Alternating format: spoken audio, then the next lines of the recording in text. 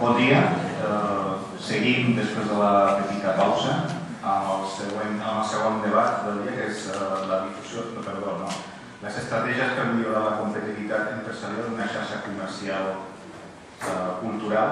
I volia agrair primer la referència que heu tingut amb mi per moderar aquest debat. I tenim quatre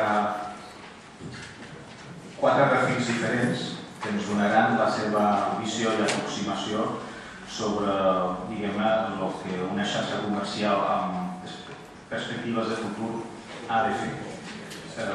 Presento els ponents, començant per la meva esquerra. Primer tenim el Jordi López Latell, gerent de Think Towers. És formador, conferenciant i consultor internacional en projectes de gestió del canvi a les organitzacions i desenvolupaments d'equips. És autor de 2 llibres,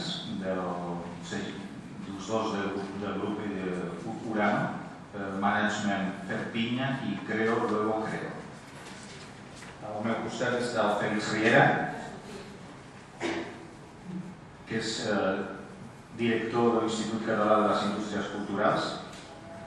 La seva formació ve de l'audiovisual, va estudiar producció a l'Institut de Ràdio i Televisió Espanyola i va produir sèries de televisió per TV3 i Televisió Espanyola. També va crear l'Associació Barcelona Audiovisual, a més d'impulsar el Col·legi d'Audiovisual de Catalunya, del qual és vocal. Ha estat conseller del Consell d'Audiovisuals de Catalunya i responsable d'un projecte IQUAP de seguretat a internet. La seva vinculació amb el món del llibre data del 2004, quan va assumir la direcció de l'editorial d'Esfera dels Llibres. Va fundar també el diari online elsingulardigital.cat i ha estat director del grup editorial Grup 62. I diria que fa un any que ets director de l'ICI. Al meu costat tenim el Carles Carreras, és director de l'Observatori de Comerç de la Universitat de Barcelona, és catedràtic del Departament de Geografia Humana a la Facultat de Geografia i Història de la Universitat de Barcelona, on exerceix la docència en les àrees de treball de Geografia Humana, Urbana, Comercial i Social. Les seves línies de recerca es centren en l'anàlisi regional, ordenació del territori, estudi sobre comerç i consum i anàlisi medioambiental. I per últim, el Joaquim Valls, que és director acadèmic de les empreses de formació Font Group i Centre d'Estudis Empresarials, és llicenciat en Ciències Econòmiques per la Universitat de Barcelona i té el doctorat per la Universitat Internacional de Catalunya amb la tesi doctoral La reeducació de l'individu mitjançant un mètode grafo-transformador. És també creador del mètode Kimon per a la reducció d'inconsciència i la millora de la intel·ligència emocional i és actualment el president de la mateixa institució. Jo diria que comencem d'esquerra a la dreta i cedeixo la paraula al Jordi López Latell. Se'l sent? Sí? Jo començaré també agraint l'organització pel fet d'haver-me convidat i demanant disculpes gairebé per duplicar. La primera és per la veu, perquè no la tinc en el meu millor dia, estic sortint d'una grip. I la segona és disculpa o mig disculpes, perquè jo no soc un especialista en el món de les llibreries, més enllà de ser-ho com a lector o com a comprador, a diferència del nostre company del Corte Inglés, no com a comprador professional, sinó com a comprador aficionat. I com a autor d'un parell de llibres que comentava abans el Xavier. I dic-lo de demanar disculpes a mitges perquè potser el fet de veure les coses des de fora et permet veure-les d'una manera diferent, que això al final també és el que fem sovint com a consultors. Arribem a una empresa i amb el nostre bagatge, amb una empresa similar, però d'una altra dimensió, millor petita o millor gran, o venint d'un altre sector d'activitat, et permet recuperar aquella biblioteca de bones pràctiques que anem acumulant amb el temps, doncs punts de vista diferents. I pensant en, arribarà el dia 11 i què pots aportar en un món en el que no coneixes gaire, doncs se t'acut el truc que tens per duplicat com a consultor i com a psicòleg, que és no donar respostes, sinó fer preguntes. Llavors el primer que vaig fer va ser entrar al segon buscador més gran, que és el Google, després us diré quin és el primer, si no ho sabeu ja. I entrar i buscar llibreria. Malgrat que vivim en un món virtual, el que som com a llibreria és armari o moble destinat a guardar llibres i botiga on són venuts els llibres. Següent pas, anar a buscar què és botiga i anar a buscar què és llibre. Estem en el 2012, món virtual, nova tecnologia... Llibre, reproducció impresa d'una obra en fulls de paper reunits per plecs formant un tot. I botiga és un establiment mercantil per a la venda directa a la menuda, ja que sou llibreters, llibreter és persona que comercia llibres.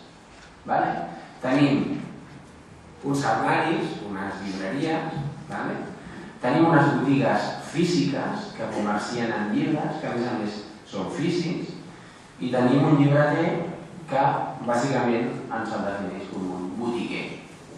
Fins aquí us sentiu identificats? Algú ho veu d'una manera diferent? Algú pensa que és una definició pròpia de Santiago Rossinyol, de l'obra del senyor Esteve, o us sentiu identificats com a llibreters del segle XXI?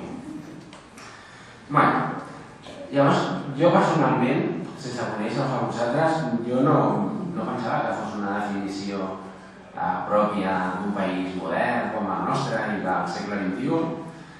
I vaig pensar que, com deia el Marc Twain, la vida és plena de respostes meravelloses si trobes les preguntes adients, i vaig fer de consultor i de psicòleg i vaig començar a pensar quines preguntes podia formular, agafant aquests conceptes, el que és una botiga, el que és un llibre, el que és un... I sobretot no tant el que és, com per què té per què ser així i per què no ser d'una altra manera. Botiga. Pensem en model senyor Esteve, amb una botiga, un llibreter i productes físics. Estem pensant que el futur ha de passar per un botiguer o una botiga, o pot ser que el botiguer tingui, el llibreter tingui més d'una botiga, més d'una llibreria. Estem pensant en cadenes, estem pensant en l'expansió natural com algun dels vostres companys. Estem pensant potser en aliances. Tenen per què ser les aliances entre llibreters o poden ser el que en el sector empresarial diem integració, que és compra de clients distribuïdors o compra de proveïdors.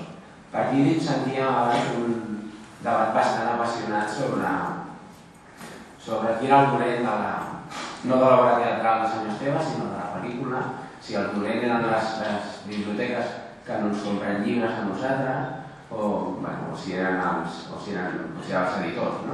En el món empresarial, una cosa que s'ha caracteritzat els darrers anys és per una difuminació de barreres entre competidors i entre proveïdors. Empreses que estan competint en la venda de productes com són els cotxes estan col·laborant a l'hora de produir-los. El mateix model monovolum que podem veure com a Volkswagen o com a Ford s'estava fent a la mateixa fàbrica de Lisboa. Podem competir en determinades coses i podem col·laborar amb unes altres. Empreses farmacèutiques que potser col·laboren amb el que és el cost més gran a l'hora de fer un producte, com és la I+D, estan col·laborant a l'hora de dissenyar-lo i després, per criteri que sigui, es poden distribuir, bé sigui per zones geogràfiques, bé sigui per col·lectius, el fet de la distribució. És una cosa que puguem tenir ara en ment, el fet de pensar amb el que ara veiem com a rival si pot ser el nostre col·laborador, si fer coses junts ens pot permetre arribar a més clients o a més col·lectius dels que estem arribant ara, o potser ens suposa estalviar costos? És una pregunta que deixo. Una altra pregunta possible, que en gran mesura també ha sortit aquí al debat abans. Totes les llibreries hem de fer de tots, totes han de ser generalistes, o potser el futur ens permet o ens porta cap a ser més focalitzades.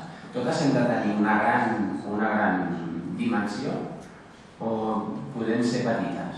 Jo per la meva feina m'he mogut bastant per l'Europa de l'Est i per Sud-amèrica, i el que veus en les ciutats grans d'Europa de l'Est és que trobes grans superfícies molt grans, cada cop més, en sectors que no t'hauries imaginat mai, doncs un moviment cap al que és el DIY. I després botigues mini, no supermercats, però sí, a l'antic Colmado, no, supermercacions molt més petites, i una mica en la línia del bar aquest que comentaven abans del Marroc, no? Tenir una o dues quantitats de cada un dels productes i si no tens el que tu busques, en qüestió d'una hora o 2 hores, te'l porten, et demanen que passis, o si no et demanen a l'hotel en el que estàs i te'l porten. Ens dona això algun tipus d'idea? Quan comentaves tu abans, si potser no, per molt que tinguem a la nostra llibreria, potser no tenim de tot. Què fem llavors? Empenyem el client directament a que ho vagi a buscar a l'Amazon? O donem resposta? Quants de vosaltres teniu web? Quantes llibreries tenen la pròpia web i poden actuar com un Amazon local en el qual redireccionar la gent i li portem a casa? Potser aquest és un dels camins, no? En quant al lloc, el lloc ha de ser físic. Quan pensem a llibreria, estem pensant a llibreria física, aquesta llibreria a mig camí entre la botiga i l'armari, o potser en el futur el nostre negoci vindrà més de l'àmbit del comerç electrònic, del virtual. I la part física, com queda llavors? Si tenim una part del negoci orientat a lo virtual, què fem amb la part física? Ha de romandre com és ara? O potser com estem veient a ciutats com Barcelona o Buenos Aires, l'hem d'orientar més amb aquesta barreja de llibreria-cafeteria. Que el client que està a la cafeteria es pot animar a comprar un llibre i el client que compra el llibre es pot passar una estona llegint. Què fem si tenim un altre negoci o un altre canal de distribució? Ha de ser un lloc per passar l'estona i comprar allò que vull comprar, aquell llibre científic o aquella novel·la de moda que vull regalar per un aniversari. O ha de ser un lloc on passar més l'estona. On hem d'estar, doncs? Si és un lloc per passar l'estona, hem de tenir físicament la botiga on la gent va passar l'estona, que és el centre comercial, sigui creat com a tal a les afores de les ciutats o sigui creat aprofitant els centres de les ciutats. Hem d'estar allà o hem d'estar fora. I per últim, un apunt més. El llibre com ha de ser? Ha de ser un llibre físic? Ha de ser un llibre virtual? O podem assajar alguna forma diferent? Ara es compleix el 200 aniversari del naixement de Dickens. Dickens pràcticament tot el que va fer en la seva vida ho va publicar per fascicles. Ara demanem algú de Dickens i ho comprem en format llibre, en format totxo. Però en la seva vida ho va publicar tot per fascicles. No ens suggereix res això? Podem innovar en el format. El format que innovem pot suposar una avantatge competitiva respecte a respecte a altres competidors que tenim. Doncs deixo les preguntes obertes, si voleu respondre. Moltes gràcies. Deixo la paraula al Fèlix. Sí, hola, bon dia a tots i a totes. Per mi és una gran satisfacció en nom de la Conselleria de Cultura poder estar amb tots vosaltres per diversos motius. Una, per la meva responsabilitat com a director de l'ICEC i la segona perquè molts de vosaltres heu compartit moltes estones parlant sobre el futur dels llibres, de les llibreries i per tant no és un públic, o dit d'una altra manera, no sou persones alienes a les meves preocupacions al llarg de molts anys de la meva experiència professional. A l'anterior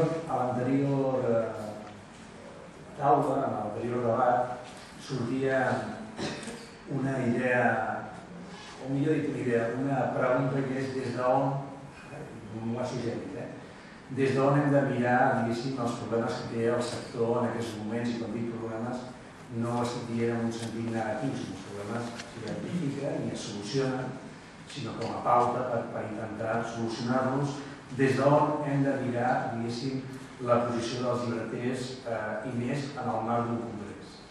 Bé, doncs, a mi hi ha una imatge que m'ha resultat molt interessant per explicar des d'on hem de mirar la situació de les empreses culturals i molt en concret, probablement, al món de les llibreries, que és una imatge prestada, deixada per, bueno, deixada no, en aquest cas agafada pel senyor Jacques Derrida, que deia que al segle XX, un segle que probablement era possible mesurar-lo des d'una radiografia i que al segle XXI hauria de ser mesurat des d'una ecografia.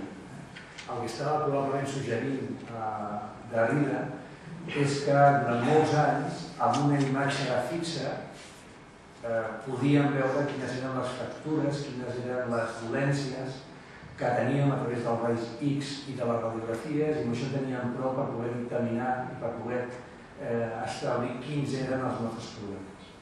El segle XXI ha introduït unes noves pautes, modos de consum, noves lògiques empresarials, que òbviament han portat a entendre que les radiografies ja no és suficient per entendre la nostra situació i que tenen que ser les ecografies, és a dir, una imatge en moviment, el que ens donarà quina és realment la profunditat dels problemes i dels reptes que hem d'assumir.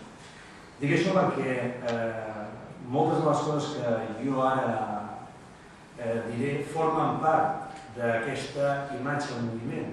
És a dir, una imatge en moviment és una imatge que es relabora, que reinventa, que regenera, que dona les formes, nous plantejaments, noves biologies, noves morfologies del sector, que farà que probablement alguna de les coses que jo diria ara, dintre d'uns quants dies, unes quantes hores, perquè tot va d'uns quants dies, d'unes quantes hores, pot canviar, perquè si hi ha hagut un moment que ha estat determinat per aquesta idea d'ecografia, és aquest on dia darrere dia el nostre entorn de finançament, de recursos, de possibilitat de creixement del nostre sector queda influït d'una manera molt determinant per altres circumstàncies que no dominem els que avui estem aquí, ni tan sols probablement, no, jo segur, els que estem en aquesta taula. Quin és el context en el que ens trobem?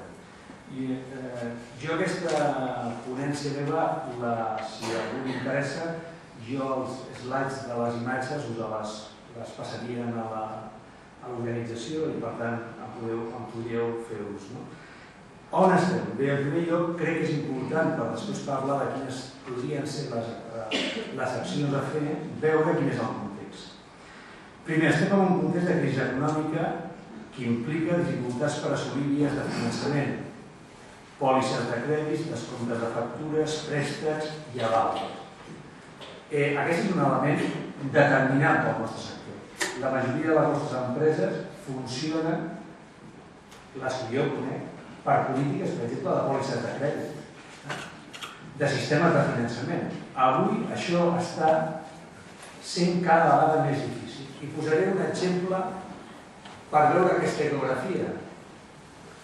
Si des de l'Estat diuen que hi ha que haver una recentralització de l'àmbit financer i de la banca, i per tant, imaginem-se que finalment s'uneix, dic imaginar, no estic fent aquí donant cap notícia, imaginem que finalment Banc i la Caixa s'uneixen, els senyors que tenien pòlisses de crèdit a Bankia i a la Caixa passaran de tindre de dues entitats per poder aconseguir aquestes pòlisses de crèdit a tindre'n una. Aquest és un factor determinant pel projecte de les vostres llibreries i per tant en aquest context hem de posar-ho com un element determinant. Segon aspecte, segons GFK, respecte al 2010, amb unitats totals a Catalunya, hem caigut, parlo al món del llibre, ha caigut un 7,3 i en valor, és a dir, en facturació, ha caigut un 6,8. Si mirem les dades sol en català, podem observar que la caiguda en unitats és d'un 4,2 i en valor un 3,4. Bé, això poden ser simplement dades estadístiques, però vosaltres sabeu que aquestes dades estadístiques vol dir baixar la facturació, vol dir, en definitiva, que hem venut menys llibres i que, a més, la pèrdua de la facturació ja no es pot compensar, tercer aspecte, per la baixada de costos. El món de les llibreries no pot compensar, com altres sectors, la baixada en la seva última línia del marge net, intercanviar facturació per reducció de costos. Hi ha un moment que aquesta reducció de costos esdevé contraproduent pel propi exercici d'aquells que vosaltres teniu que fer la iniciativa en l'àmbit de les llibreries. És a dir, que podem baixar i podem arribar a la conclusió que de tant baixar, el que hem de fer probablement és modificar moltes coses del nostre negoci perquè ja no podem donar-hi respostes. Quarta consideració, la pèrdua de valor està implicat les unitats i el preu.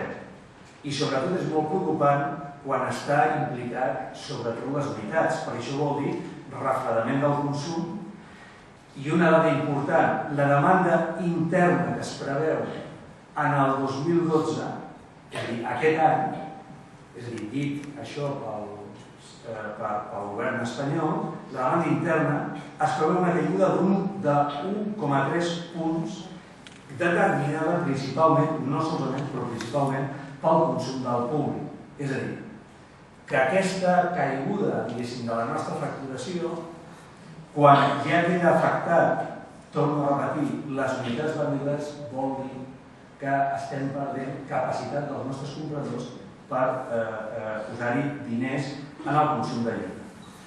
La baixada, un altre aspecte a considerar, la baixada d'inversió en els ajuts de les institucions públiques, que afecten en el cas català una caiguda en subvencions, ara parlo de la part que jo dirigeixo, d'un 8%, i en relació també a la caiguda que patirà, i ja ha patit l'any anterior, la caiguda de biblioteques, en el que és la dotació econòmica, però el que és més important també, com i de quina manera es paga, és a dir, el retard en pagar aquests diners per part, diguéssim, de les biblioteques, la pèrdua de valor de la facturació de les llibreries, també amb el que fa referència al llibre de text, que ha desplaçat al voltant d'un 30% el que era el negoci que vosaltres fèieu en el punt de venda com a conseqüència de l'aparició de lògiques com Àtries i altres plataformes. Un altre factor que hem de considerar en aquest context és el factor digital. El pes de mercat que suposa el llibre digital de les editorials catalanes a Espanya és del 0,9% i, en canvi, els lectors de llibre digital a Catalunya representen el 5,8%. Veieu que aquí hi ha un gap entre el negoci i el consumidor. O dit d'una altra manera, tenim més consumidors que compradors. Això, amb l'argot popular, se'n diria pirateig, amb un argot més sofisticat, descàrregues il·legals, amb un argot més econòmic, lesió de la compta de resultats, que em sembla que determina més la raó o que fixa millor el que intento explicar. L'impacte de les descàrregues il·legals en la facturació de la venda de llibres digitals a Espanya és d'un 49,9%, que representa deixar d'ingressar a tots vostès 793 milions d'euros a l'any. Torno a repetir, una caiguda del 49,9% i una pèrdua en valor absolut, és a dir, en ingressos, del 793 milions d'euros. L'aparició de l'àmbit digital de nous competidors com Amazon, que per cert ja tenen el 5% del mercat francès, o iPhone, tenen que tenir una resposta adequada a nivell estatal i català que avui, objectivament, no tenim o no hem aconseguit assolir. Bé, aquest és el context. Quines podrien ser algunes línies d'actuació? Les més importants no les citaré avui perquè demà hi ha una ponència en la qual explicarem quins són els acords que hem arribat amb el gremi de llibreters, que han estat molt positius i que jo valoro de manera molt significativa perquè serà la primera vegada en la història de la Conselleria de Cultura, i ho dic d'una manera molt solemne perquè serà així, que el món dels llibreters tindran una ajuda directa al món de les llibreries. A mi em sembla que això és molt positiu, és un canvi d'actuació per part de la Conselleria. És a dir, dit d'una altra manera, portem 12 anys de la meva institució i aquesta serà la primera vegada, i no perquè jo ho hagi impulsat, sinó simplement vull posar-ho sobre la taula, que hi haurà una política en aquesta direcció. Quines són les actuacions que nosaltres pensem que podem o que hem de portar a nivell d'anàlisi, de reflexió i també de diàleg molt sincer amb els sectors? Una de les coses més importants del que té que sortir d'un congrés des del meu punt de vista no és tant la capacitat d'anàlisi, que jo crec que aquesta la teniu, sinó la capacitat de resposta davant dels reptes que tenim. És a dir, un congrés és una resposta a preguntes i no és deixar preguntes per ser respostes amb el segon congrés. Em sembla que aquesta seria la raó per la qual jo plantejo aquest marc d'actuacions. Bé, en primer lloc, posar com a eix essencial de les ajudes públiques la cadena de valor, restituir la importància de la distribució i de les llibreries. De totes les ajudes de l'ICEC, sols destinaran en el 2012, i ho dic críticament, no més de 300.000 euros d'un total de 7.500.000. No m'importa tornar-ho a repetir. De 7,5 milions d'euros que la Conselleria de Cultura invertirà directament en el món del llibre, és a dir, el món editorial, el món del llibre, sol invertirem al voltant d'uns 300.000 euros de forma directa al món de les llibreries, aproximadament. Indirectament hi ha altres mesures, reintegrables, préstecs, fórmules, que alguns llibreters heu gaudit o heu utilitzat en algun altre moment, però com a subvenció o com a ajuda directa són lleuries de sentit. Per tant, una primera actuació és que ens hem de posar tots a treballar perquè una vegada passat aquest congrés visualitzem el 2012 com el pont d'entrada perquè en el 2013 aquest sector tingui un marc d'ajudes més compensat en relació al valor que té aquest sector en la cadena de valor. Què és la cadena de valor? Que podem destinar molts diners a la creació i a la producció, és a dir, a la producció de llibres, a la creació de llibres, creació en el sentit de reforçar el paper dels autors, que si això no està ben compensat, si això no està ben harmonitzat en tota la cadena de valor, ens trobem després que la sortida al mercat d'aquests llibres, d'aquests productes, d'aquestes obres, arriben coixos al mercat perquè no estan ben compensats en aquesta cadena de valor. En el sector del llibre tinc que dir que és la cadena de valor més sòlida. En aquest sentit també dir que si som la 11ª potència del món des del punt de vista de la facturació del món del llibre català, per sobre sol hi ha Rússia, que veig difícil que podem avui per avui desplaçar o que sigui pel seu mercat, vol dir que tenim un sistema, diguéssim, de cadena de valor ben afinat, però que podríem encara afinar molt més. Segona qüestió, identificar noves fórmules de finançament sectorial sobre la base de més col·laboració del sector públic i privat. Això vol dir, probablement, seure, és més, hem de seure i hem de començar a veure com podem integrar línies línies de préstecs, de reintegrables, que permetin realment al sector tindre respostes financeres. Tercera, clar, ràpid, perquè Isabel, amb bon criteri, ho demana, però el fet de tindre-ho tot apuntat i considerar important totes les coses que tinc apuntades em fa ser molt bé. Bé, tercer aspecte, integrar les necessitats de les dades del CRM. Crec, sincerament, que un sector sense dades no existeix, és a dir, no podem donar resposta al sector si no tenim dades i per tant crec que en aquest sentit hem de fer un pas endavant. Quart punt, impuls d'un projecte coordinat amb tots els actors dels sectors per donar resposta a la venda online, més visibilitat en internet com a clau de desenvolupament. Un altre punt, associar l'oferta a millorar constantment el servei de cara al client final. Sempre s'ha pensat que podem dissociar la venda del llibre del servei de la venda del llibre. Jo crec que això hem de tornar-ho a posar en valor. Posar en valor de cara a la societat el paper prescriptor i generador de la cultura de les llibreries, repensar l'espai de la llibreria com un espai multifuncional i obert a la cultura cross-media i a la lectura, és a dir, la innovació de la mà de la tradició, la defensa de la propietat intel·lectual i, per últim, i aquesta em sembla que és potser l'única cosa important que deixaré en aquesta taula, és que sense un pla que coordini cultura, ensenyament i món del llibre, no assolirem els nostres objectius. I des d'aquí jo llenço una idea. La idea és la següent.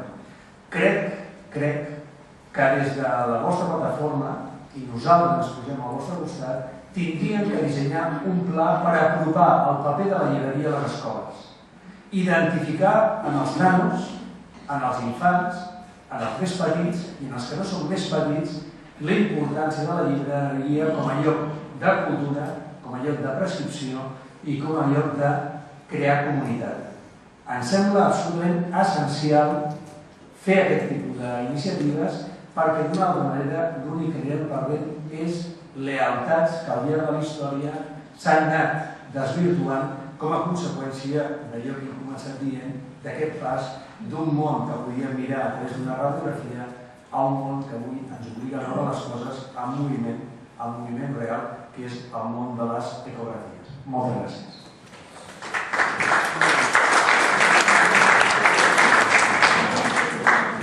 Abans de donar la paraula a Carles Carreras, nosaltres hem començat 25 minuts més tard, suposo que tindrem aquests 25 minuts, si no quedarà una mica curt. Bé, moltes gràcies, bon dia. Primer que res, agrair al senyor Laura i a tot el gremi que finalment, després d'haver-ne parlat tant de temps, estiguem aquí a Tarragona en aquest congrés de llibreters i també amb aquesta oportunitat que el senyor Nam fa un temps, que va ser alumne nostre a la facultat. Com han vist, jo parlo com a responsable del Observatori del Comerç de la Universitat de Barcelona, que l'any 2003 van publicar una obra que per nosaltres va ser extraordinàriament important i és l'Atles Comercial de Barcelona.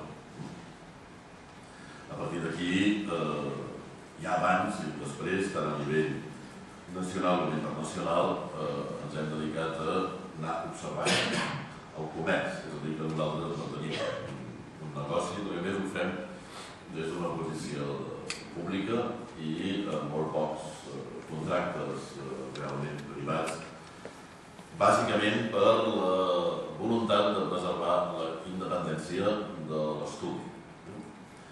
Aleshores, és el que jo parlaria, és una visió que òbviament és parcial, aquí ja han sentit, i seguiran sentint, nosaltres tenim una facultat de biblioteconomia i forma els especialistes que tracten amb el llibre.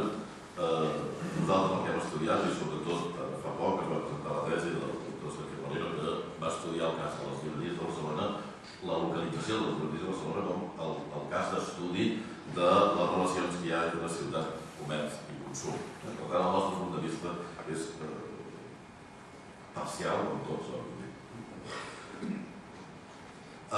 Des d'aquest plantejament, per nosaltres el que és fonamental és que realment, com dic, que cada un hauria de fer la seva feina. certa tendència d'uns desplaçaments laterals i tothom jutja la feina dels altres i no fa la que hauria de fer. Doncs quina és la nostra feina? És sobretot superar la informació i intentar transformar-la en coneixement. Cosa que és molt fàcil de dir i que no és tan senzill de fer. És la funció bàsica de la universitat i especialment de la universitat pública com la nostra. Què vull dir amb això? Que en enfrontar un tema com aquest, el cas d'estudi dels llibreters, és fonamental que siguem capaços de destriar els diversos conceptes que estem utilitzant i amb quina finalitat. Aleshores, si parlem del llibre, el llibre és una cosa i té un procés de producció, té una característica que des del meu punt de vista és fonamental, perquè és un producte industrial que està creat 400 anys abans de la revolució industrial, cosa que hauria de fer reflexionar molta gent sobre què va ser realment la revolució industrial, perquè el tema coneixen aquella obra de Walter Benjamin, el paper de l'obra d'art en el moment de la seva reproductivitat tècnica des de l'any 36 o 35, doncs resulta que a 1450 ja hi havia la capacitat de reproductivitat tècnica inexhaurible de les idees a través del llibre. Aleshores, aquesta reflexió la vull fer sobretot perquè per crear coneixement no hem de pensar que sempre estem descobrint el sobre, que hi ha moltes coses, moltes, que estan inventades i que ja t'han sigut. Per exemple, s'hauria aquí en el tema de la combinació de cafeteria i llibreria. És un invent molt antic i que, a més, no està condicionat per la forma física. Fa molt poc, si vostès els convido a tots que vagin a Porto, en aquella llibreria que es diu que és la més maca del món i que podria ser confús. La Ledos i també fem una cafeteria. I la veritat és que d'aquí n'hi ha pocs. I el que veus no saps ben bé què veus, diguéssim, perquè em sembla que fins i tot va ser utilitzada per filmar unes escenes de Harry Potter en la versió cinematogràfica. Per tant,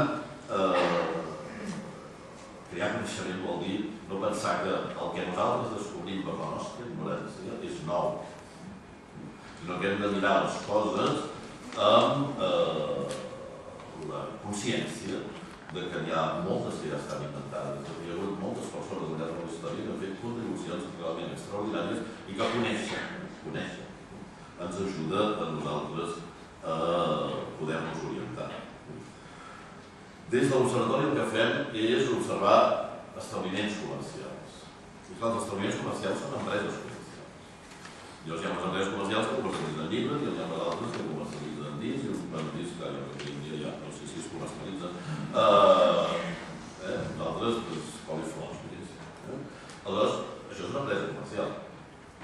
I les empreses comercials es regeixen, sí, per unes lleis del mercat, mentre hi hagi un mercat, que sembla ser que n'hi ha un, que a més també s'ha de dir que hem de superar aquesta visió de pensar que el mercat que va definir el senyor Adam Smith a finals del segle XVIII de cap manera és el mateix que hi ha avui. Els economistes tenen tendència a parlar del mercat com si fos una cosa única, com si fos el nostre senyor, que és immutable i permanent, que tampoc ho és, diu el nostre senyor. Però el mercat una mica menys, perquè és obvi que el sistema capitalista del final del segle XVIII i el d'avui tenen alguns punts de contacte, tenen molts d'agents de contacte. Per tant, contextualitzar també és fonamental. Llavors, si mirem el problema de les llibreries, hem de veure establiments comercials que el que han de fer és fer calaix. Com se sap que funciona un establiment comercial? Doncs si el mestre no tanca, ja tinguem el calaix. Si no, ja podem fer filosofies sobre les que vulguem. I molt de vegades m'han dit, quin és el millor llibreter? Doncs el farem. Bàsicament, nosaltres donem formació a la universitat, però hi ha unes qualitats que s'adquireixen no només estudiant. Aleshores, per tant, separar conceptes. El llibre és té un sistema de producció. Nosaltres tenim la sort d'estar en un país, i Barcelona va ser el principal centre editorial en llengua catalana, òbviament, no hi ha estat l'únic estrany, però en llengua espanyola també. I ja no ho és. Però això és una cosa que té a veure amb la producció i amb la distribució i no amb els llibreters. No es pot atribuir als llibreters la decadència de la indústria editorial. S'ha d'atribuir altres coses, els empresaris, la conjuntura, els canvis en el mercat, tantes coses que hi ha. Com tampoc no es pot dir, el e-book és un llibre. És igual la forma que tingui. Com és que amb les pel·lícules, no hi ha dit gaire, però hem passat de suports realment molt diversos i segur que tots vostès a casa seva tenen pel·lícules que no les poden veure perquè ja no hi ha l'aparato que ens deixava veure això. L'obsolescència dels suports en els quals es transmet la informació videogràfica ha estat rapidíssima i no s'atura ni s'aturarà mai segons què sembla.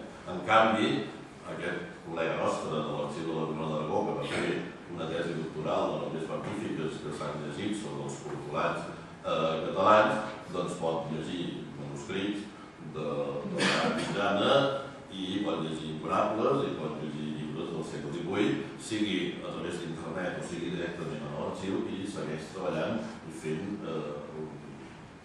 uns treballs esplèndids per la perdurabilitat d'uns objectes industrials que teòricament eren perilles, que sabien una mica de forma.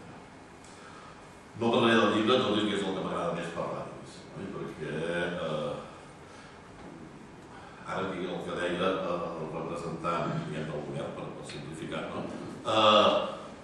no cal que les escoles vagin als llibreters a explicar el que fan. Per exemple, ningú els explica dret als infants i tothom els ha invocat, perquè és que hi ha coses que s'aprenen sense necessitat que s'ensenyen i avui el que hem de fer pels nostres joves és ensenyar-los a aprendre, no embrutir-los les coses que nosaltres creiem que els hem de donar. Ha passat aquesta època. El que hem d'ensenyar als infants és llegir.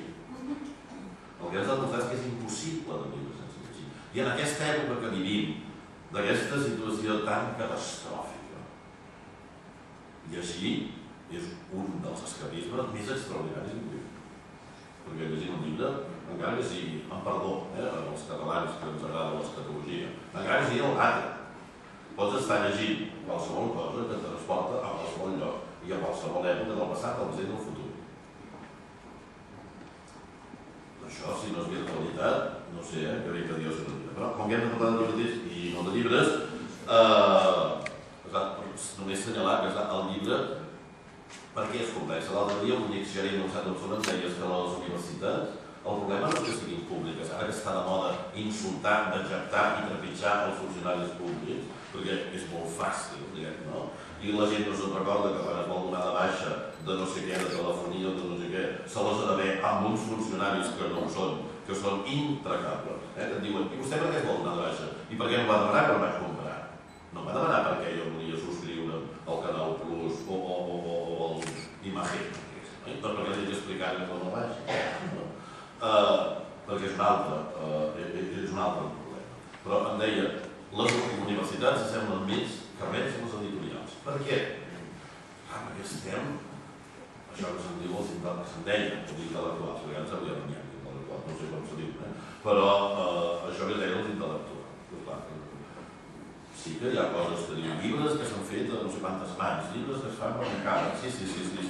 Vostès diuen, però nosaltres encara podem llegir llibres que van escriure fa no sé quants de centúries i que són els que queden i els que passen, que també hem d'existir, tot ha d'existir. Però esclar, treballar amb aquest personal que som els que ens dediquem a la creació, això és una cosa realment complicada. I el gener ho deia un coneixement de causa, perquè controlar-nos a nosaltres és molt difícil. Perquè és que tot ho critiquem, absolutament tot, sempre tenim la resposta abans que la pregunta com aquí s'assenyala. Però com a llibreters, quin és? Jo crec que bàsicament, jo que no tinc cap establiment comercial, moltes vegades em trobo que defensant i la gent diu, defensa el carrer. És un ningú diga, la meva família ningú mai diu. I jo soc els que defenso, per exemple, la llibertat d'horaris comercials. Jo soc fàcil, no soc fàcil, perquè no és el tema, no hem de discutir. Però, quan diem llibertat, doncs volem dir llibertat. No volem dir que obri, no, cada un que s'adapti a la seva criteri. Ja ho sé totes les indicacions que té. Vaig estar en un programa de televisió, no sé per què vaig anar, perquè estan dos, en què el senyor Botet va fer una resposta molt aïrada perquè no sabia obrir un metge. I quan ha estat ell, el president del bar de centre, va sortir i va dir que havien d'obrir els diumenges. I quan el vaig veure, dic, escolta, ja que juguem, dic, jo defenso els meus interessos. Doncs jo no. És la diferència. Jo no els defenso els meus interessos perquè no van per aquí. No és que jo vulgui sortir el diumenge a comprar no sé què, no. Si no puc sortir no surto i més content estic a casa. Ara, tal com van les coses i amb la que està caient, hem de dir, una, estem preocupadíssims. Hi ha algunes persones molt enteses en l'economia, entre les que jo no em compto, que estan dient de fa molt temps que les polítiques europees són absolutament contraproduents, que s'està trencant la doctrina de Sir Robert Maynard Keynes, que deia que el factor important per a l'economia era la demanda agregada, que volia dir el consum de les persones i volia dir el consum de l'Estat. I en aquests moments el consum de l'Estat s'ha reduït, però ha també de les persones. És obvi que en el moment que baixen els salaris, els plusos, hi ve aquesta, sobretot, l'atmosfera d'inseguretat, que és pitjor. És pitjor el que es parla de la crisi, que la pròpia crisi té conseqüències desastroses sobre aquest possible consum.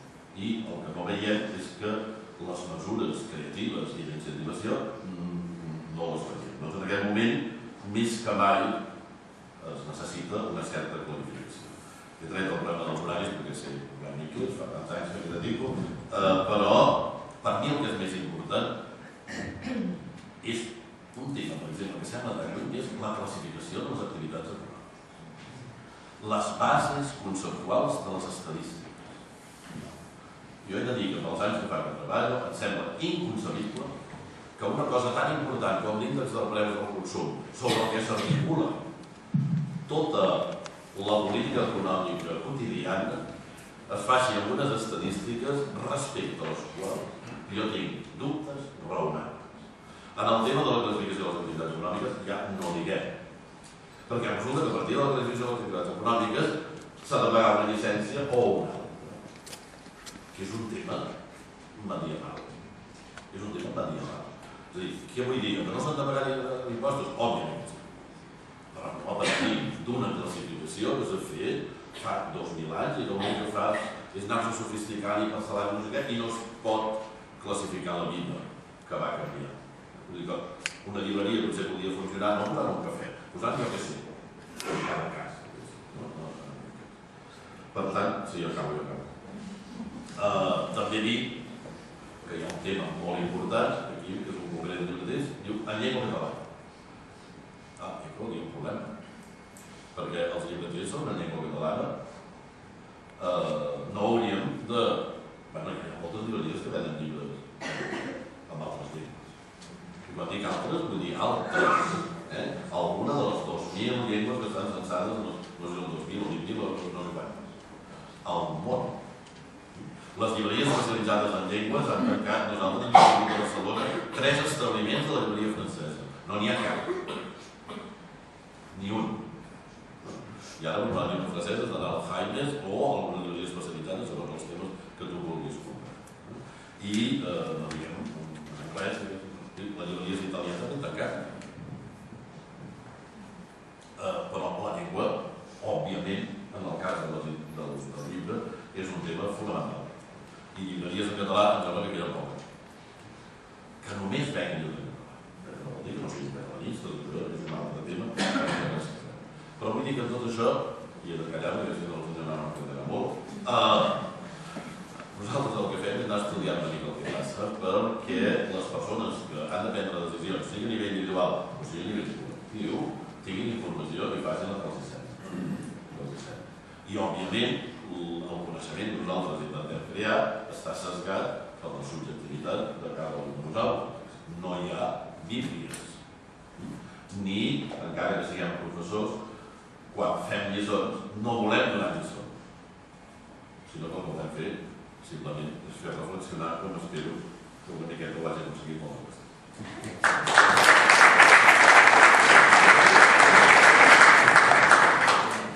Moltes gràcies, lamento ser tan expeditiu. Passo la paraula a Joaquim Valls. A mi em permetreu que baixi perquè no sé si està segur que soc massa nerviós. Jo ahir a les 12 d'ara que estava introduint les notes a l'ordinador perquè s'havien de donar abans de dilluns. Això vol dir que m'he llevat a les 5 del matí per preparar la xerrada d'avui i li he posat el títol uns dels 20 minuts més importants de la meva vida amb permís de la meva senyora. I per què són importants aquests minuts? Jo començaré amb una anècdota d'un soci meu. He tingut la sort de tenir un gran soci, que vol dir que tinc un dels negocis que encara funciona amb el que està caient i és gràcies a aquest soci que tinc. Aquest noi estava a la universitat, va tenir una intervenció brillant i el professor li va preguntar: escolta, com et dius? Diu, em dic Galiana. Diu, no, home, no, diu, de nom. Diu, em dic Galiana. No, home, de nom de pila, em dic Galiana. Quan vostè vagi a posar la nota, Jorge n'hi ha molts. Galiana és un bé meu. Bé, doncs jo em dic Joaquim Valls. Joaquim Valls. Vull que recordin aquest nom perquè és per mi una gran oportunitat. Jo tinc 3 objectius en la xerrada d'avui. Caure'ls bé i caure'ls bé. Per tant, em passaré tota l'estona fent la pilota. Mireu, a casa, la meva dona i la meva filla ho poden col·laborar, tenim 5.321 llibres. Espero que aquesta tarda n'hi hagi 5.322, perquè avui compraré un llibre. Des dels 20 anys llegeixo un llibre cada setmana. I el subratll, que vol dir que tinc 52 anys, porto uns 1.600 llibres llegits i subratllats. A la meva filla Marta sempre li dic que no surti mai de casa sense un llibre. Que si porta un llibre a sobre no s'avorrirà mai. Que està amb una cua, llegeix. Que la teva millor amiga se'n va a lavabo, llegeix. Que estàs veient la teva negoci no t'agrada, llegeix. Mentre llegeixis no t'avorriràs mai. Per tant, jo sempre porto un llibre a sobre i faig com aquells fumadors empedreïts que s'encenen un llibre amb un altre. I quan acabo un llibre ràpidament ja en començo un altre. Em passo la vida recomanant llibres. Vaig estar gairebé 20 anys fent crítica al diari Avui i per tant recomanant llibres. Recomano cada setmana el llibre que estic llegint als meus alumnes universitaris i ara, des del programa Escola de Vida, Diu els llibres a Ràdio 4, cada setmana entrevistem un autor i naturalment recomanem el llibre. Avui a les 3 passem la gravació de l'entrevista que hem fet amb Lluís Bassat i el seu llibre Intel·ligència Comercial, que aprofito per recomanar-lo. No permeto que ningú em deixi llibres. Me'ls compro. I no deixo els llibres, els regalo. Per què me'ls compro? Me'ls compro perquè jo els llibres els subratllo i per tant no els compro. L'última anècdota, el pare d'un alumne meu, és un fet insòlit, perquè a la universitat els pares dels alumnes no solen regalar coses, ve un alumne i diu, escolta, el meu pare vol que llegeixis el llibre Donde está el límite de Joseph Eichel. I jo dic, mira, no, jo te'l puc acceptar, perquè jo els llibres els subratllo i per tant no els compro. I per tant li vaig tornar. I l'endemà es presenta amb el llibre publicat, el seu pare havia comprat el llibre Donde está el límite del Joseph Eichel i me'l regalat. Fixeu fins a quin punt jo no accepto mai que em donin llibres. Bé, i els vull caure bé perquè jo l'any 2010 vaig publicar un llibre que es deia Buenos días y buena letra, del qual porto l'estic a la 5a edició. L'any 2011 vaig treure el llibre Bona nit i bona sort. Es van vendre una edició en un mes, estic a la segona edició en català, tercera en català i segona en castellà. Ara, al mes de març, trec el llibre El bon cap, sigues un líder com Pep Guardiola. Per Sant Jordi surt en català Bon dia i bona lletra i si Déu vol, el mes de juny treuré el llibre Bona lletra i bona vida, la periodista Marta Cailà, on analitzem la lletra de persones famoses com Àlex Rovira, com Andreu Buenafuente, com la cantant Nina, etc. I veiem, jo soc grafòleg, veiem com l'èxit d'aquestes persones es reflecteix en la seva manera d'escriure. I us dic tot això perquè si hem de parlar de vendre, el que jo haig de fer és vendre. com els puc ensenyar a vendre si jo no venc? Per tant, jo m'estic passant tota l'estona intentant generar confiança, intentant vendre els llibres que jo faig. I perquè vull que els meus llibres estiguin en els seus aparadors. Pensin que per vendre llibres he fet 3 coses. La primera, contractar a una cap de premsa, la senyora Silvia Grando, una excel·lent periodista que m'ha passejat per totes les televisions, per totes les ràdios i per tots els mitjans de comunicació. Sense aquesta persona ens ha estat molt difícil vendre les 12 o 14 edicions que porto venudes en 2 anys. En segon lloc, la meva disponibilitat, vaig a tot arreu. Jo he vingut aquí, vaig una crida. Televisió petita, gran, diari, on sigui. Vaig a tot arreu, perquè si no venc els llibres lloc, qui me'ls vendrà? He d'esperar que me'ls subvencioni i no estic fotut. Però sí, i en tercer lloc, la gran sort que Víctor Amela fes una contra el 4 de juliol, que em va permetre vendre una edició en un dia. Tot i que vaig rebre molts e-mails que el meu llibre no es trobava en moltíssimes llibreries. Per tant, els haig de fer un retret i els haig de fer una petició. El retret és que com és que no ens assabentem dels llibres que surten a la contra. Si vostès a la nit, cada dia, van a La Vanguardia, l'entrevista de la contra està publicada el dia abans. La poden imprimir, la poden posar a l'aparador, poden posar els llibres a les prestatgeries, perquè jo vaig prendre una edició gràcies a la contra de La Vanguardia. Per tant, hi ha una venda d'impuls que és molt important cuidar. A mi el dia 21 de febrer m'entrevisten a Singular, em fan la gravació, no sé quan el passaran, ja posaré la meva cap de premsa en contacte amb vostès. Té una gran incidència. És un programa molt vist i molt seguit d'internet. Al final, per vendre llibres, has de voler vendre llibres. I acabaré de seguida. Jo crec que la tasca del llibreter és fer de prescriptor. És posar a l'abast dels lectors els llibres que els lectors volen llegir. I els llibres entren pels ulls. No podem no tenir en compte la promoció que fa la televisió. Vostès sabien que he fet un programa que es diu Escola de Vida, viu els llibres de Ràdio Plana. Sabien que cada setmana promocionem un llibre? Esclar, aquesta és la cosa. El llibreter que ho sap és el bon llibreter.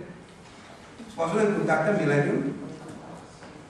Cada setmana recomanen molts llibres. Hem de saber quins són els llibres que recomanaran, hem de saber quins són els llibres que hem de posar als aparadors, hem de saber quins són els llibres que es vendran. Bé, per acabar, els torno a repetir que em dic Valls, Joaquim Valls. Espero que el meu llibre estigui en tots els seus aparadors i els deixaré molt agraït. Perquè jo faré tots els possibles perquè vostès venguin molts llibres i per vendre molts llibres. I si guanyem llibres tots, serem molt feliços.